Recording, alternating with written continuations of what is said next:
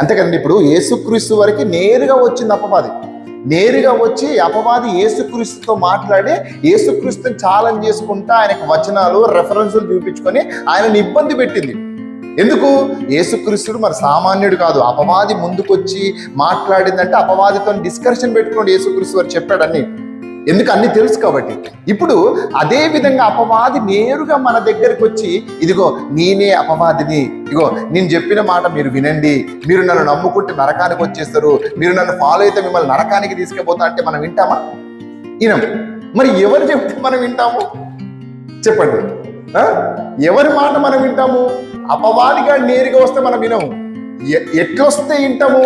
అయ్యగారి రూపంలో వస్తే మనం వింటాము.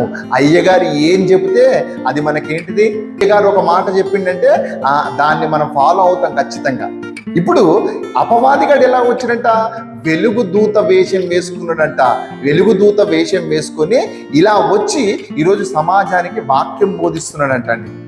ఏం బోధిస్తున్నాడు అపవాది?